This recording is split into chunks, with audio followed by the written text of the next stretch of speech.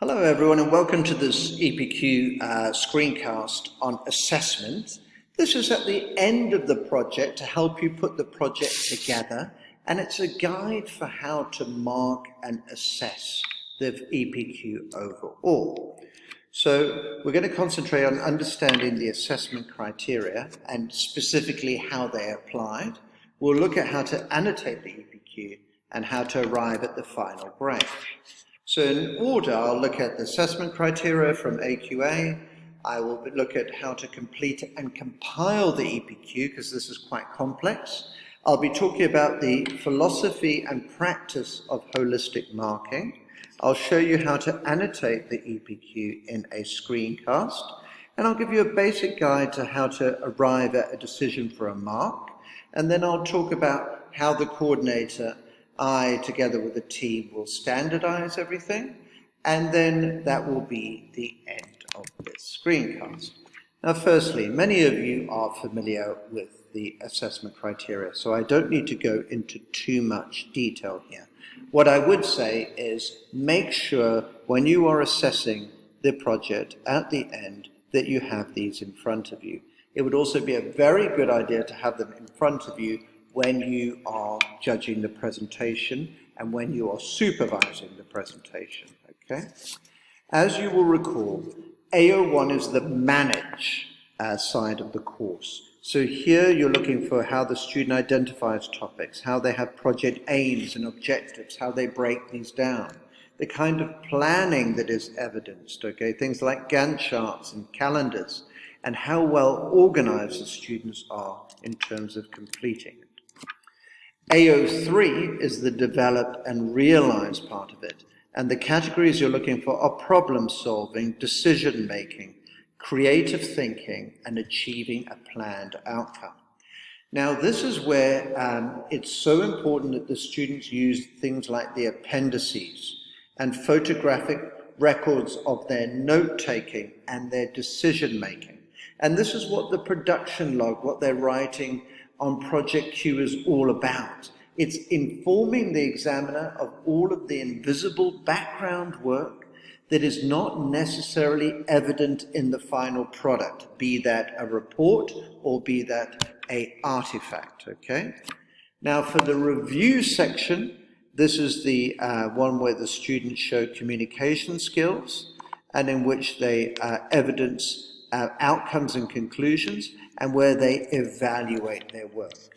The one that I've left out is the AO2, the use of resources, and that's where they support all of their conclusions with reading. They show that they've come to sensible conclusions based on data, based on analysis, and based on research, and top EPQs will always show evidence of critical evaluation, where even if the source is something like a chat on a website, they are looking critically at and deciding if they can identify things like bias or inadequate knowledge, etc. Okay, in terms of the grade boundaries, you are going to mark the project out of 50, and A star is 45 or 90%, and A is 40%, a B is 35, a C is 30, and we won't worry about the rest because we've never had grades like that, okay? And it seems that it's remained the same each and every year. Now, in terms of guidance, AQA said use the best fit. You'll always find that sometimes students might be, in terms of their planning, like an A star, but in terms of their use of references, they may only be like a B grade, okay? Going back to the mark scheme, you will see that you always get the same keywords. The top band will be detailed and careful. You might want to add the term evaluative. The next band will always be some evaluation, okay? And the lowest band will be limited. But let's not forget, within these bands, there'll be tremendous variation. So at the top, I would use terms like meticulous, highly analytical, lucid, succinct. And down here was some, fairly good, sometimes developed, etc. And here I would be using terms like hardly ever, okay? And so once again, we've never had any students in that band. Going back to AQA's guidance, we're looking for the general level of the candidate's work. So when you make your summative assessment at the end, you'll say, even though the project has elements of this top band, because of the weaknesses, I think it is best placed within the band of some evaluation. For instance, explain your choices both to me, the coordinator, and to the examiner. All of the students have been given a highly detailed EPQ report checklist, and I'm also producing one for the production log. So it's not your job as supervisors to give them and to spoon feed them, to give them all of this attention. They have to remember the EPQ is an independent research project. So they have to use these study aids and do this themselves. Students will have to complete the production log on Project Q, and you will tick this off. It's very important in particular that they do a superb job on the summary and reflection. The candidate declaration they will need to sign after you've printed it off. And this is to promise that they haven't cheated. I'm not sure that we'll get Turnitin software before the end of the year, but we'll see. And then there's a submission checklist, and the taught skills have already been filled in by me. And the final thing is the record of marks. In the screencast that follows, where I actually annotate a project for you, you'll see how the record of marks works. It's very important that students do a good job cosmetically of putting the project together. So they have to have a title page, they have to have a table of contents, and then they have to bind the whole project very neatly using one of these treasury tags. So they'll have a production log, they may have some appendices to go with that, they'll have their written report, they might, if they've done an artifact, they'll have to have photographic or evidence of their artifact. They'll need a bibliography or a reference list. There may be further appendices there, and they'll also need evidence of their presentation.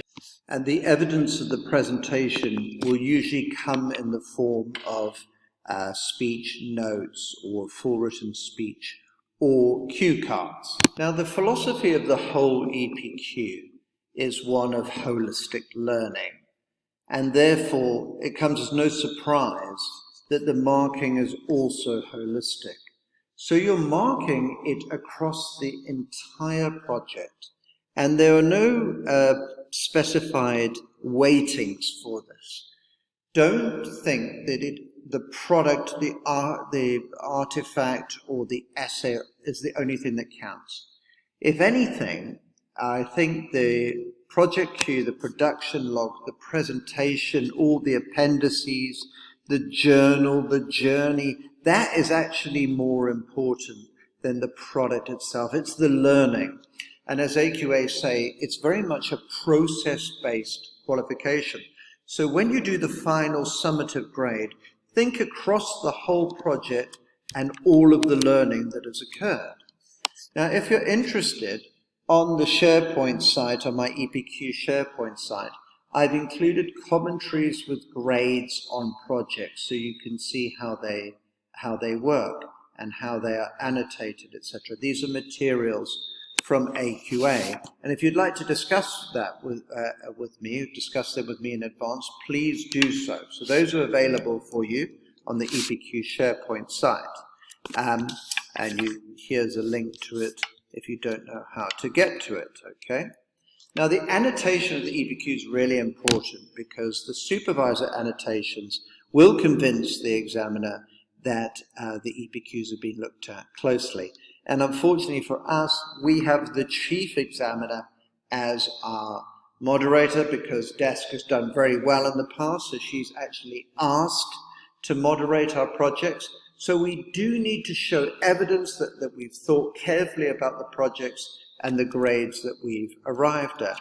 So you will do annotations across the project, and I will do some as well. But as I'm looking at 120, I won't be able to do as many as you will. And now you can see how the annotations work here. If we go back up to the mark scheme up here, you'll see that we're thinking about these different phrases, etc. And as always with coursework marking, examiners are going to be a lot happier if our annotations are tailored to the particular mark scheme in question. At the bottom of the essay here, we can see one by a former student, Jake Casewell. This particular supervisor has done a wonderful job of AO2, AO3, etc. You can do that, but as you know from the record of marks, you're going to have to do that anyway as part of the production log. So it might be the case that you want to reserve these more extended annotations for the record of marks in the production log, okay? And as you can see here, the record of marks is the last thing that goes into Project Q. And this is where you give a mark out of 10 for AO2, a mark out of 10 for AO1, sorry, and then AO2 there. And then standardisation, some of you will remember, is a mark out of 20. It's double the marks. It's 40% of the project. The standardization of the EPQs, you'll be glad to hear, is my job. I have the whole picture, so I can lay them out in order, and it's easier for me to standardize them. It is a very difficult job, and I'm not blowing my own trumpet, but it is hard to sort of look at an EPQ on higher level further maths and judge that next to a work of art. And that's why we do read these quite carefully, and we think about them quite carefully, and as ever, the pressure is on, because if one of them is out by more than 2 bands, then the entire center will be moderated down, as you know.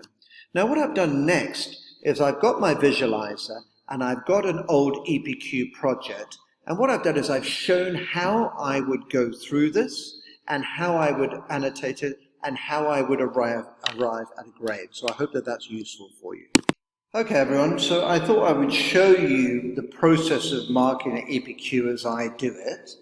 Obviously, on the top, as I explained earlier, you have the production log, and you get this by downloading and printing the production log from Project Q. So we're going to have a look at one at the moment. In terms of the signatures, this is important. You'll need to declare and sign off on the production log over here. And then, as you'll see, there is a little bit of paperwork for you to do here, and these are the things that need to be included. You'll need the candidate record, you'll need the research-based written report, evidence of the project product, if that's an artifact or not, you do that one, and then evidence of the presentation with the production log. Okay, so all of these things are necessary part of the EPQ, okay? The taught skills over here, I will put those in, so you don't need to worry about that. And then on the third page, this is where you'll see where your marks go. And you put the marks in according to the mark scheme, so 10 for AO1, 10 for AO2, and 20 for AO3, that's the develop and realize, and then finally 10 for the review over there. And you have a grand total of marks there. You're expected to put a supervisor comment in here. So I wouldn't write too much then on the essay, as this comment over here should probably be a little bit longer than that.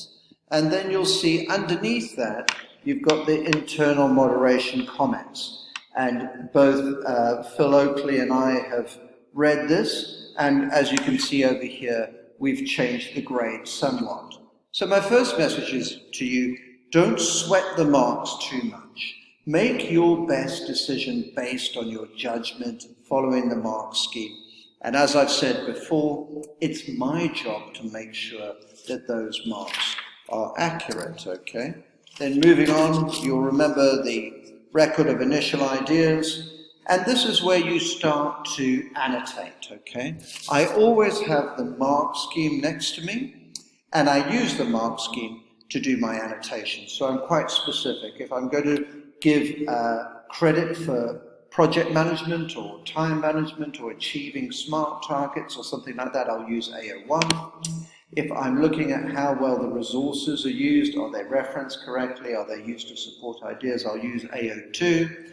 If I'm looking for evidence of skills, which is taking decisions critically, problem solving or using new technologies, etc., I'm going to use AO3. And then finally AO4 for the self-evaluation.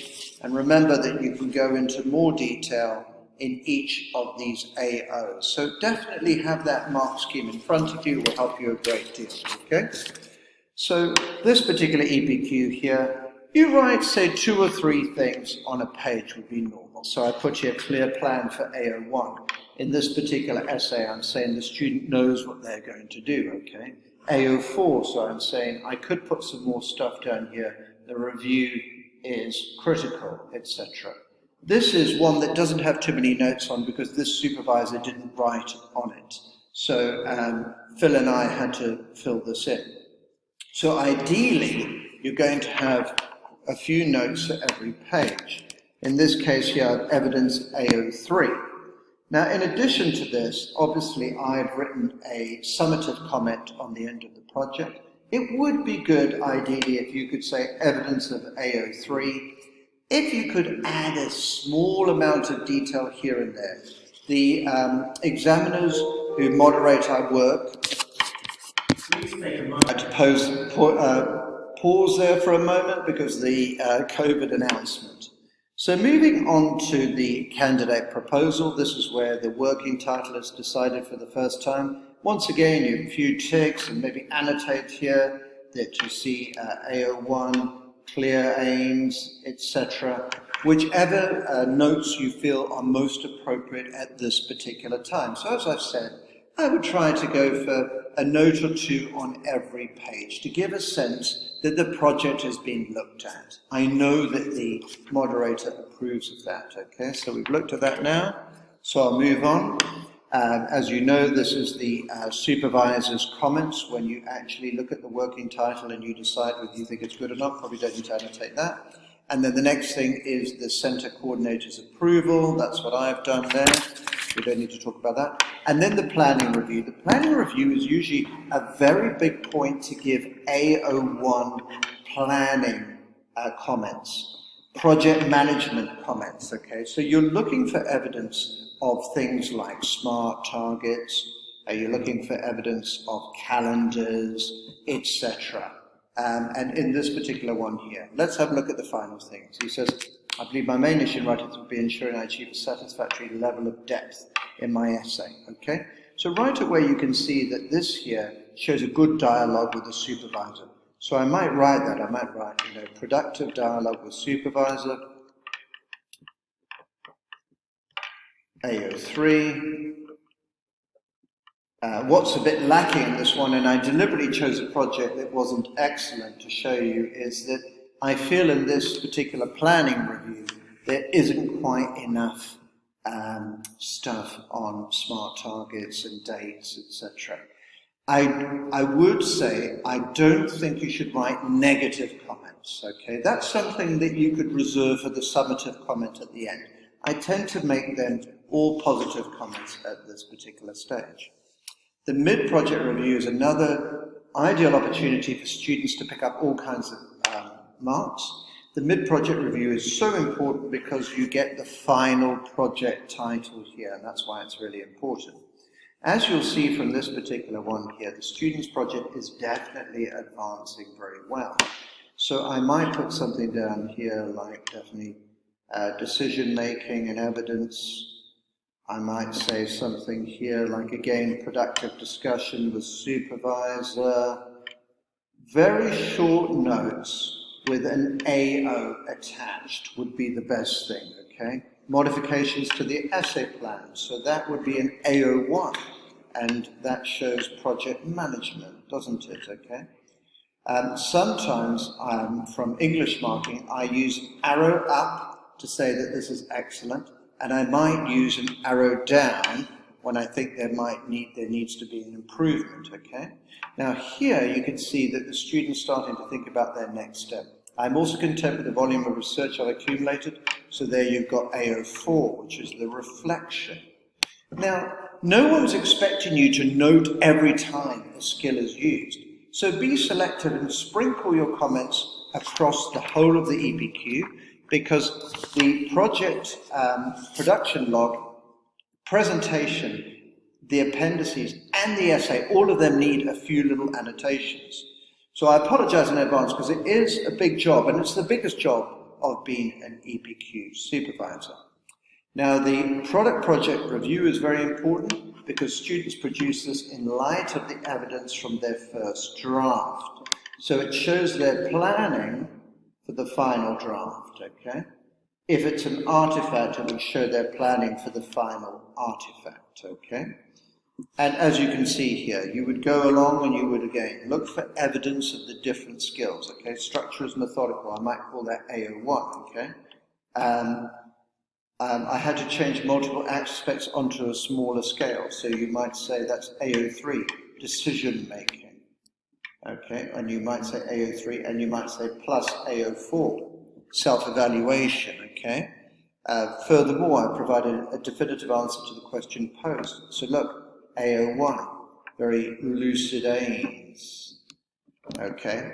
And then the modifications, this is always a place to score a lot of marks because modification shows self-criticism, adaptation, etc., okay? And in this one he says, the second issue of my report was the unsatisfactory conclusion. So again, you've got evidence here of critical evaluation of himself, so we could call that AO4. And earlier he says, I had to fix my referencing, and that's where you could give the AO2 marks, okay, to show that he's thought carefully about it. As you know, we're approaching the point where you're going to be doing the presentation. The student wants to show very careful planning here. In this particular one here, I think that this is a little bit short, and I encourage students to break their slides down more and to talk about things like a creative hook and audience engagement, okay? So perhaps, you know, a little bit more effort here would have been good. This student here didn't actually score a grade A, he scored a very high B, and I think this is one of the moments where you could have said to yourself as a supervisor, with a little bit of extra work here, he would have picked up a lot more. This presentation part B is the section that you will fill in light of the presentation. We're recording it this time, so you don't need to scribble too many notes during the presentation. You can concentrate, if you like, and watch the recording later, okay? And now, this is absolutely crucial, the summary and reflection. A really good student will do upwards of 1,000 words here, because they have to do two enormous things. They have to summarize and they have to reflect. And they have to say all the sort of things that they learned, okay? So if he says here, I've also come to realize how helpful the EPQ has been as a practice for my individual study. Though I've received deep help and guidance from my supervisor, I've also had to rely on my own direction throughout this. This involved managing my time, so we'll give him an AO1, project management here, mark, should we? Later here he says, I wish I'd done more research on different topics before setting on. So he's reflecting about his learning, he's learning from it, so we'll put AO4 reflection here, okay? So in this final entry, a really top student, as I say, will write upwards of 1,000 words, and they will particularly reflect, I think, on the AO4 aspect of their EPQ journey. So lots of AO4 marks to be gained here. This section usually works in tandem with the presentation. And this is, as I've said before in the screencast, this is about making the learning visible. So encourage them in your supervisor sessions to do this. Moving on from the production log to looking at the essay itself. This one has the intriguing title of The Possibility of Immortality.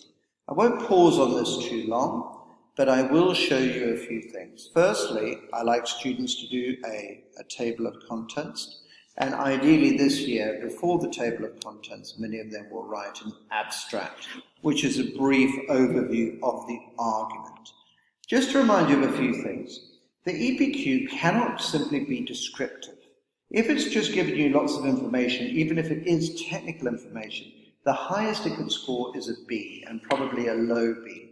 So we're looking for an argument, and the argument is almost always set up in the introduction. So in the introduction, if you're looking to grade, you'll be going for an AO1, which is giving a clear aim and a reason for writing. And this particular supervisor here has identified that and done an excellent job. Now, moving on, later on in the essay, especially when you get to the point which is the kind of literature review, you'll be looking for evidence of the sources. And just to remind you, it's not good enough simply to use those sources, you need to show critical evaluation. That means you need to judge their value, see if they're trustworthy, if they're balanced and objective, etc. So that's something to look for. Now, moving on, forgive me, we do like nice subheadings. That could be part of the AO1 organization. So the AO1 grades are showing clear signposting and organization, etc. The AO2 grades are reserved for the sources. The AO3 grade could be how well the students look at the sources and judge them, etc. And in the essay itself, AO4 usually is reserved for the conclusion. So your job, as you'll see here, is to write some notes along the side and make the examiner feel as though this essay has been looked at really closely. This one here, for instance, AO3, balanced arguments and exploring, I can't even read that word, sorry. Again, this particular supervisor has identified AO3 in both these sections over here. This EPQ is divided into chapters, and so once again, here we see the sources, here we see a grade for AO3, and now I'm going to skip a little bit of it, and I'm going to go towards the end of it, okay? This is the typical length of one. The final chapter here is called the conclusion, slightly unusual structure, but nevertheless a very interesting essay that is very well written. And again, in the conclusion, you'll be looking for AO1. So you'll be looking at, is the aim realized, for instance, okay? AO3, you could talk about decisions that are made in the essay, etc., okay? And notice here, this supervisor in the conclusion is able to identify AO4, which is the self-evaluation reflection thing. Then very importantly, if you could make some comments about the sources, you know, you could judge how complex they are, have they been referenced properly, if they are computer sources, the date of access is very important over there, and you can see this particular student has probably about 25 different sources there. So that usually is a high grade for AO2. As I went through, however, I wouldn't say the critical analysis was there, so for sources I might give that 8 out of 10, because there's a huge variety of them. They're technical, they're challenging. If you actually have a look at them, they're wide-ranging and they involve very tough undergraduate style reading, like reading about singularity. But if you looked at this closely, you would see there's not that much challenging of the sources. So it couldn't get one of the higher grades of 9 or 10. The presentation, the student has to have evidence of the speech. I don't have it here. That could be in the form of cue cards, or it could be a whole written speech. And they're also asked to produce their slides. He's done 1 slide per page, which is a little bit wasteful, but it does allow you to see how every part of this presentation was clearly planned, okay? And once again, you could write some notes here. Good use of the style, consistent throughout, he writes here. So we'd probably give that a grade under AO1, which means, you know, well-managed presentation. And you can see here the signposting is good, further evidence of AO1, etc., okay? Why did I take the EPQ? So here you might give a grade for AO4 for the reflection, etc.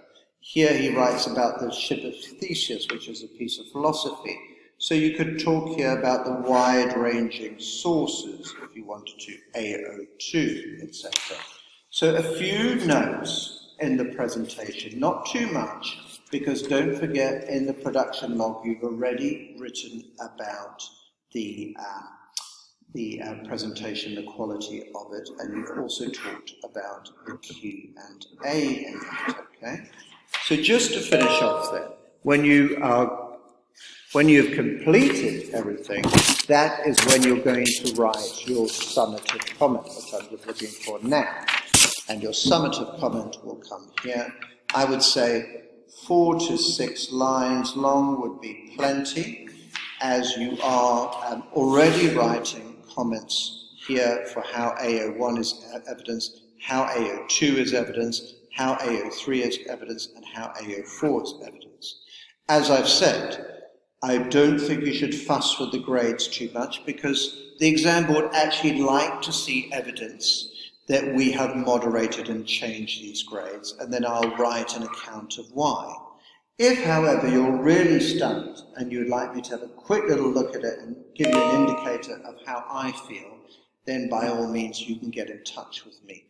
So I'm going to leave it there. I hope that that was useful, and as ever, please email me and see me if you need any further detail. Thank you for watching. I hope that that was useful. As you know, we familiarized ourselves with the assessment criteria. We looked at how the EPQ must be carefully compiled in sections. We were reminded that the marking is holistic. We annotated the whole of the EPQ, referring specifically to the assessment objectives. We looked at how to arrive at a best fit decision. And I would urge you to consult the standardizing materials if you can.